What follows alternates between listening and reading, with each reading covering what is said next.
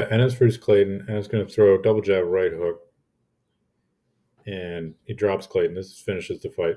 Um, but if you watch it, it ends up landing probably a little behind the ear, if not back of the head. And yet, Ennis is not trying to land that punch there. Clayton kind of ducks and then almost turns a little bit away. But the punch does kind of come looping from the outside. And so I would tend to think that this is Clayton's fault. It's protect yourself at all times. But Clayton's fault for that punch landing the way it did. And yet, it probably does land in the back of the head. And so, what are you really supposed to do about that? Should that punch be allowed? A. If you don't think it should be allowed, I mean, maybe you think it just got clipped behind the ear and it's a legal punch. But suppose you think that it did land in the back of the head.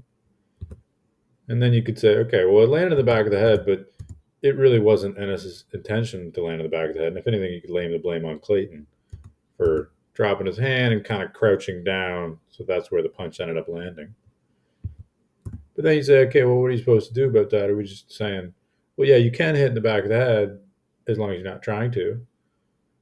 Or you say, well, no, that's not allowed at all. If it lands in the back of the head, as long as you don't think the defensive person was trying to get hit in the back of the head, you know, turning the back of that, which I don't think Clayton was trying to do that. So then what are you supposed to do about it? If you get dropped by getting hit in the back of the head, what do? You stop the fight, call it for the guy who just got knocked out. I mean, no one wants to see that. You deduct only a point. That doesn't really seem fair because you just got clipped in the back of the head. When you watch a lot of these knockouts in slow motion, especially with the hooks, a lot of them are getting clipped, back of the head. And again, maybe people should just be covering up a little more. So I don't blame Ennis for that punch. So I'm not sure. Do you just change the rules? And I'm not sure what you change them to. Or do you let kind of refs discretion?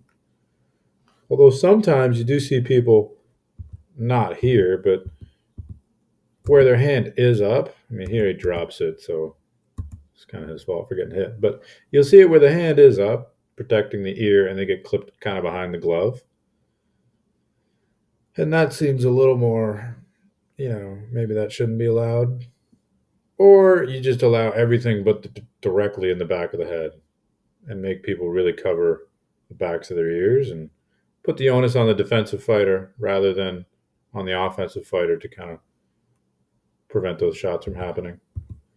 Anyway, I'm just curious if people have, thoughts on, well, whether this punch was illegal, but even if you think this punch was fair or foul, what you think the rule should be, and how you think it should be enforced. Do you just deduct a point? Who's calling that? Is that just the ref, or can you, go after the fact? Say this fight gets stopped, right? After the fact, you decide no, it was a hit to the back of the head. What do? You just call no contest? A week later or something like that, or do you say no? If you hit him in the back of the head, you forfeit. Which I don't think anyone wants to see, but maybe they do. Anyway,